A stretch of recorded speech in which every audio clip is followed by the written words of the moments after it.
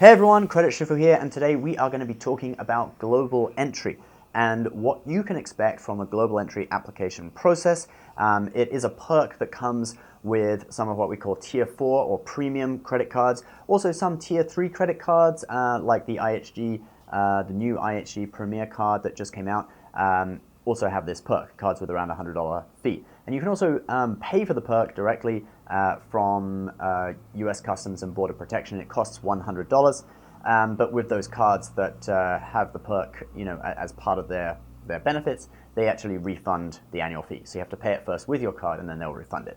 What does it enable you to do? Well, it is a program run by US Customs and Border Protection where instead of going through the regular passport control, you can actually go to an automated kiosk and put your fingerprints and scan your passport, and it will let you in without having to go line up with everyone else and talk to a customs agent. And we're just showing you on screen there some of the super cheesy video on their website that they use to promote it. Global entry members also use self-service kiosks, but they must undergo a background screening and interview and pay a one-time $100 fee. If you have global entry, you're also eligible for Tsa Precheck, like this guy who just pops out of nowhere tells you. And secondly, global entry members enjoy Tsa Precheck benefits. That's right, Dan. Tsa Precheck includes expedited security at checkpoints nationwide, including domestic flights. Yeah, so when you get global entry, you'll be given a trusted traveler ID, and you can use that number when you book flights, and you can then get Tsa Precheck with your flight, and you can go through security through the quick lane, Tsa Precheck lane at airports when you're departing in the United States. So how do you get this? Well, if you've got one of these premium credit cards, what we call Tier 4 credit cards, you can go on the website, and I'm just using the example of Chase Sapphire Reserve here because this is the one I have and that's what I applied through.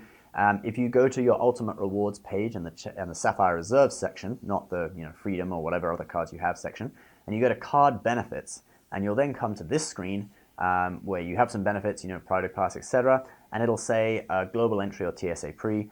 You can actually buy Tsa Pre as well. I believe it's $85, but global entry includes Tsa Pre, so why go for Tsa Pre? You might as well just go straight for global entry, $100 in value, and it includes Tsa Pre. So you click through on global entry, and it takes you to this website. This is what the website looks like, just in case you are one of those people without a premium credit card with the benefit, and you want to just pay the $100 and apply for global entry yourself, and you Google it. There may be some scams out there from time to time that just want to make a website that looks the same and then harvest your information. So just take a look at what the website looks like, and you can see the URL. This is the one that Chase sent me to, so it has some Chase stuff at the end of it. But the URL should be, I'm going to just click over to one I've directly gone to. There you go. That's actually the URL on screen that is the direct link to it. So on this website, you're going to input a lot of personal information like your passport number, quite a lot of stuff, okay? And countries you visited, what your profession is, who you work for, etc. Then, once you submit your application, they say, I think it's like it's been approved for like a pre-approval, whatever, and you have to then wait to schedule an interview, okay? And what happens then is that they're basically running your name through sort of various databases and stuff, like with the FBI or whatever, It's a trusted traveler program. They have to check you out. That's the whole idea of it, okay? So they run you through various databases, and if they're happy with you, you will then get an email a couple of weeks later. I think it took me about 2 weeks, and they say that you're now ready to schedule an interview, okay? When you schedule your interview yourself, they do not give you a time and place for the interview, so you just go on their website again, log in with your login, and there'll be an option to schedule an interview. You have to pick the interview center, and you can pick the time too. And I did my interview at Newark Airport, one of the worst airports in the United States, home of the Art and Lounge, one of the worst lounges in the United States. And I did it actually at 9 p.m. on a Saturday evening. They have interviews like way early in the morning, like 6:30 a.m., way late at night, like up till 10 or something. So I picked 9:30. It was super quiet when I went there. There was not even one other person waiting. I went in and I talked to the Border Protection Agency, the Border Protection agent. And what they're going to do, they will take your fingerprints and they'll take a picture of you in this interview. And they will ask you, for most people, very, very few questions. And I was reading some things online. The questions normally are limited to what's your profession, who do you work for, why do you want to apply for global entry, have you ever been arrested, and have you ever had problems entering the United States? That's normally the kind of realm that they limit it to. He actually only asked me, I believe, he asked me a couple of questions at the beginning, like, do you go frequently on business? And I told him, yeah, I used to go a lot to Taiwan, etc. And then he asked me one main question. He just said, what does Generations Media do? Okay, and if you don't know, Generations Media is my company that owns this YouTube channel and another YouTube channel called Generation Tech, which is like a Star Wars fan theory channel.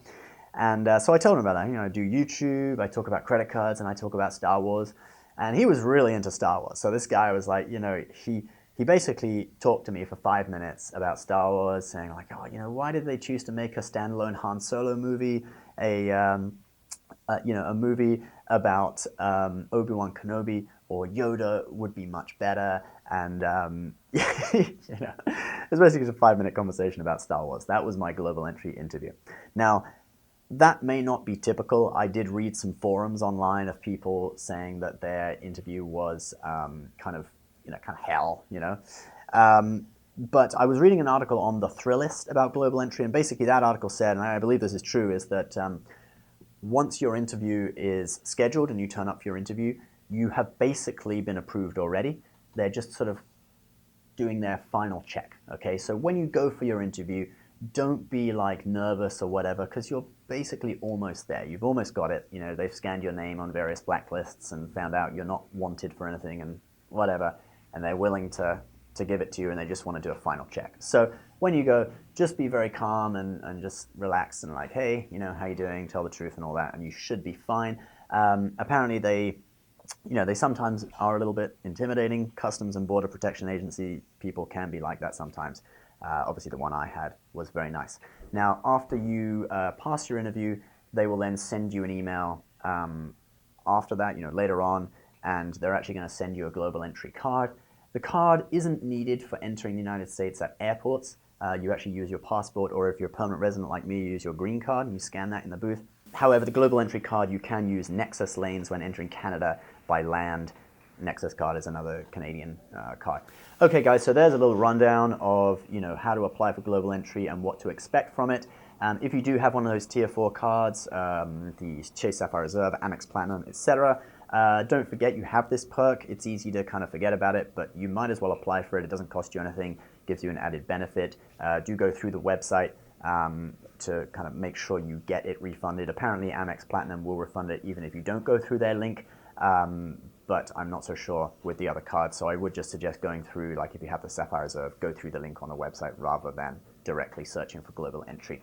As always, guys, leave your thoughts below. If you've applied for Global Entry and had a different experience, please tell us about it. If you've been grilled and interrogated for hours by a mean person, I'd really like to hear your story, so please leave your comments below. As always, please subscribe for more credit card tips and tricks almost every day, and we will see you next time. Bye-bye.